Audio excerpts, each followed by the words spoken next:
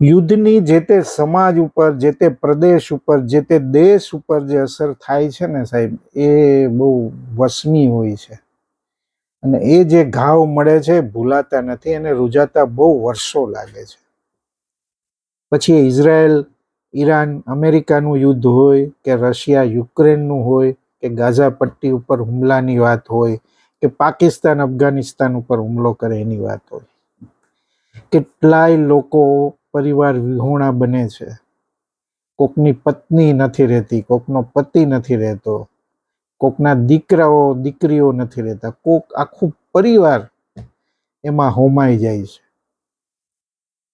આ જે સ્થિતિ છે એની જે વેદના છે એ અનુભવવી બહુ મુશ્કેલ છે કે જ્યાં યુદ્ધ નથી. પણ આ વેદના જો તમારે અનુભવવા હોય તો મારે બે વાત કરવી છે. એક છે ગાઝા પટ્ટીમાં એક માં અને બાળકની કહાણી, અને બીજું એક શિક્ષકે વર્ષો પહેલા લખેલી યુદ્ધ કવિતા જેમાં બાળક મોટેરાઓને પ્રશ્ન કરે છે. બંને વસ્તુ બહુ સંવેદનશીલ છે. પ્રેમથી સંવેદનતાથી સાંભળજો આ સાહેબ. અલ જજીરા નામની જે સાઇટ છે અને યુદ્ધના સમાચારો તમારે જો ઓથેન્ટિસિટી વાળા થોડા જાણવા હોય તો અલ જજીરા વેબસાઇટ જોવા જેવી છે. આ અખબારે ની વેબસાઇટ ઉપર એક સરસ મજાની શ્રેણી શરૂ કરી છે અને એનું નામ રાખ્યું છે ને એ બહુ મજાનું છે કે મધરિંગ ઓન ધ માર્જિન્સ, એટલે કે હાંસિયામાં ધકાયેલું માતૃત્વ. એમાં ભારતની પણ સ્ટોરી છે, એ અલગ પ્રકારે છે, એની ફરીવાર ક્યારેક વાત કરશું. પણ આજે ગાઝા પટ્ટીમાં જે હુમલાઓ થયા ઇઝરાયલ દ્વારા અને એમાં કેટલાય પરિવારોના ઘર ઉજળી ગયા, એમાંની એક સ્ટોરી છે એ મહા અલરુબાઈ 56 વર્ષની બાઈ છે જે પરણી નથી પણ છતાં એક બાળકની માતા છે. બહુ કાળજું કંપાવી દે એવી સ્ટોરી, આખી સ્ટોરી છે, રિયલ સ્ટોરી છે. 56 વર્ષીય મહા અલરુબાઈ એટલે કે 6 મહિનાના એની પાસે હમઝા છે. આ હમઝા અનાથ બાળક છે ને એને દત્તક લીધો છે. 2008ના ગાઝા યુદ્ધમાં હમઝાના પિતા, ઓમરના પિતા, એ માર્યા ગયા હતા અને ત્યારે મહાએ ઉમૈરને ઉછર્યો હતો. તમે વિચાર કરજો આ સાહેબ કેવો યોગાનું યોગ, બહુ બહુ આમ ખૂંચે એવો યોગાનું યોગ થાય છે કે આવું કોઈની જિંદગીમાં ન બને. જ્યારે ઓમરના પિતા મરી ગયા ત્યારે ઓમરનો ઉછેર આ મહા અલરુબાએ કરેલો અને ગયા વર્ષે ઇઝરાયેલી હવાઈ હુમલામાં ઓમર અને તેની પત્ની ડાયનાના મોત બાદ એનો પુત્ર હમઝા એનો ઉછેર કરી રહી છે. આ મરામ હુમેદ કરીને એક પત્રકારે લખેલી સ્ટોરી છે, બહુ બધી, બહુ સંવેદનશીલ છે સાહેબ. અને મહા અલરુબાઈ જ્યાં રહે છે તે ભેજવાળા જૂના ક્લાસરૂમમાં એ પરોઢિયે જાગી જાય છે અને તરત પોતાની બાજુમાં લોખંડના પારણામાં સૂતેલા બાળકની છાતી પર હાથ મૂકીને શ્વાસની ગતિ અનુભવે છે. સાહેબ વિચાર કરજો તમે, આ યુદ્ધની જે વિભીષિકા, શ્વાસ ચાલતા જોઈને તે નિરાત અનુભવે છે અને ફરી ઊંઘવાને બદલે તે બાળકને જોતી બેસી રહે છે અને વારંવાર હસે છે. 56 વર્ષની આ અપરિણિત માએ ક્યારેય વિચાર્યું નહોતું કે તેઓ આ ઉંમરે માતા બનશે.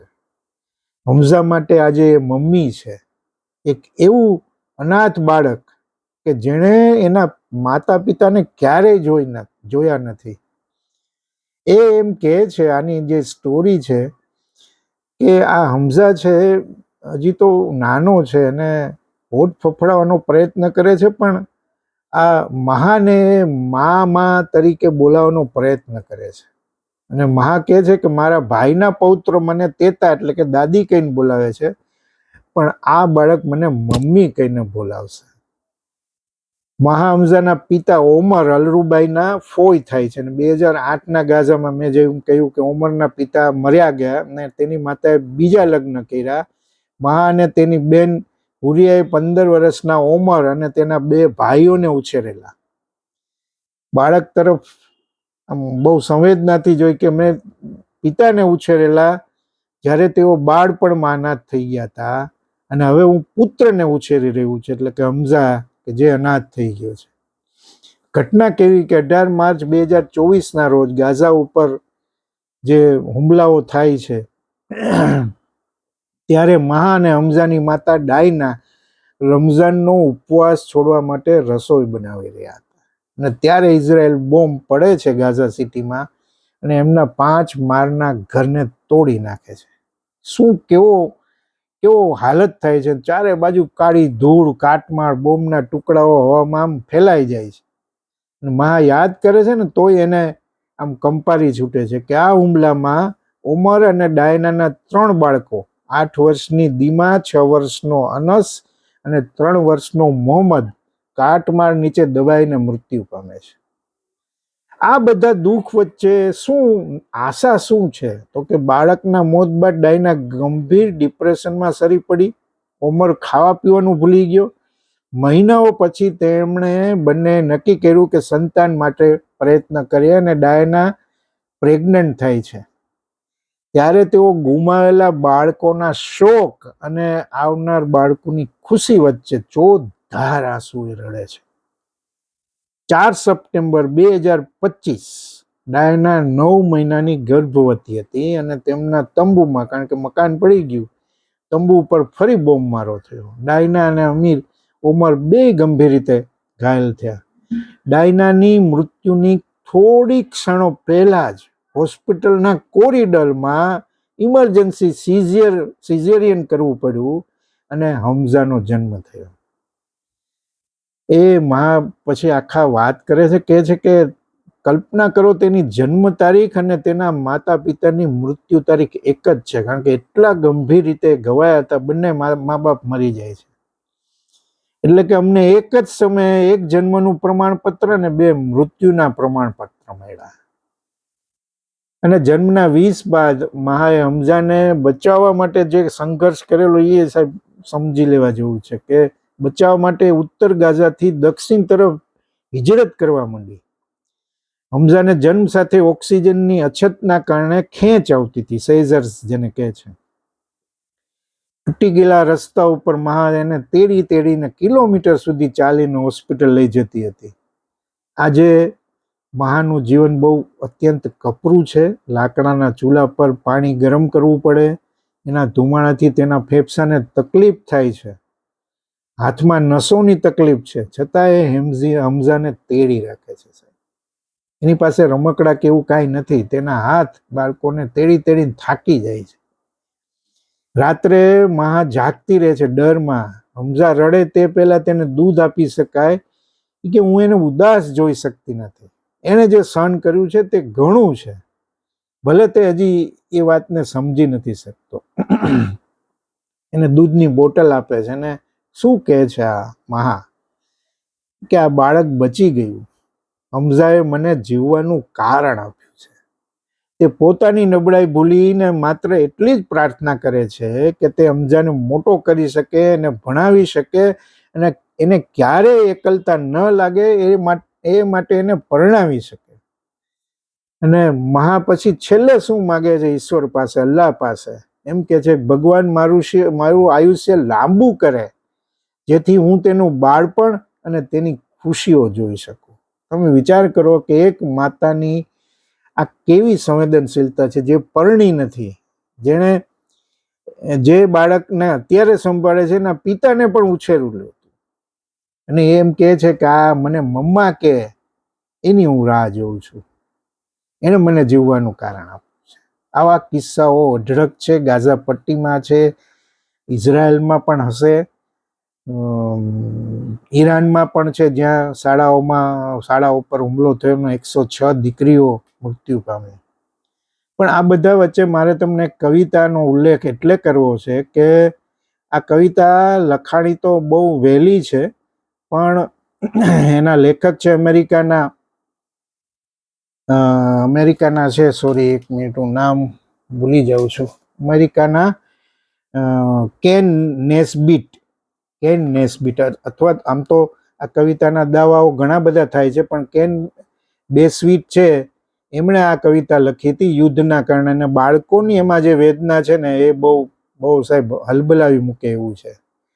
એ પેલા અંગ્રેજીની કવિતા છે, હું અંગ્રેજીમાં વાંચું છું, પછી ગુજરાતીમાં સમજાવવાનો પ્રયત્ન કરું. You told us share your toys and play. You told us share your toys and play. You told us share your toys and play. You told us bad things go away. You told us hitting people's wrong. You told us to be brave and strong. But then you go and start a war and tell us that's what life is so far. Life is for. You say that we must kill and fight to prove that we are in the right. પછી કોરસમાં આખી વાત આવે છે કે why do you do this thing you do? તમે જે કરો છો એ શું કામ કરો છો? When all we want is peace from you, why do you say the things you say? And then you take our lives away. You tell us that we must be kind and leave our selfish thoughts behind. Yet tell us to be fair and true and do to others as they do. But then you build your bombs and guns to kill our fathers and our sons. You say that we must hate our foe and let our bitter feelings grow. Why do you do these things you do when all we want is peace from you? Why do you say the things you say and then you take our lives away? આનો આનો આનો જે સાર છે ને કહેવાનો એ એ જરાક જોઈ લઈએ. તમે જે શબ્દો આપ્યા, તમે અમને કહ્યું હતું કે તમારા રમકડા બધા વચ્ચે વહેંચો અને રમો. તમે અમને એમ પણ કહ્યું હતું કે ખરાબ વાતોને ભૂલી જાઓ, દૂર રાખો. તમે અમને કહ્યું હતું કે કોઈને મારવું છે એ ખોટું છે. તમે અમને બહાદુર અને મજબૂત બનાવવાનું શીખવ્યું હતું. પણ પછી તો તમે ત્યાં જાઓ છો, યુદ્ધ શરૂ કરો છો અને અમને કહો છો કે જીવન આ જ માટે છે. તમે કહો છો આપણે મારવું જોઈએ, લડવું જોઈએ, અને એ સાબિત કરવા માટે કે આપણે સાચા છીએ.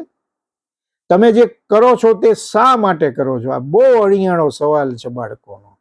તમે જે કરો છો તે શા માટે કરો છો જ્યારે અમને તમારી પાસે ફક્ત શાંતિ જોઈએ છે? તમે જે કહો છો તે શા માટે કહો છો અને પછી તમે અમારું જીવન છીનવી લો છો? તમે અમને કહો છો કે આપણે દયાળુ બનવું જોઈએ અને આપણા સ્વાર્થી વિચારોને પાછળ છોડી દેવા જોઈએ. તમે અમને નિષ્પક્ષ અને સાચા બનવાનું કહો છો અને બીજા સાથે એવું વર્તન કરવાનું કહો છો જેવું તેઓ આપણી સાથે કરે. પણ પછી તમે બોમ્બ અને બંદૂકો બનાવો છો અમારા પિતા અને અમારા પુત્રોને મારવા માટે. એટલે બીજા પણ જે છે એ પિતા પણ હોય, પુત્ર પણ હોય. તમે કહો છો કે આપણા દુશ્મનને નફરત કરવી જોઈએ અને આપણી કડવાશની લાગણીઓને આગળ જવા દેવી જોઈએ, વધવા દેવી જોઈએ. તમે વિચાર કરો કે સાહેબ આ ગીત છે એ આપણી ઉપર સીધો વાર છે કે આપણે કહીએ છીએ કંઈક અને કરીએ છીએ કંઈક. આ યુદ્ધમાં પણ એવું જ ચાલે છે અને ચાલતું રહે છે. યુદ્ધ ખતમ નથી થતા સાહેબ. યુદ્ધ ખતમ થયા પછી પણ યુદ્ધો ચાલુ રહે છે. એ જીવન સાથેનો જંગ હોય છે. આવા કેટલાય બાળકો, આવા હમઝાથી માંડીને મહા સુધીની એ મા દીકરાની જે કહાણી છે એવી કહાણીઓનો પાર નથી. એટલે આ યુદ્ધ અટકવું જોઈએ, યુદ્ધ થવું ન જોઈએ, પણ થાય છે એ વાસ્તવિકતા છે. આભાર, ફરી મળીશું.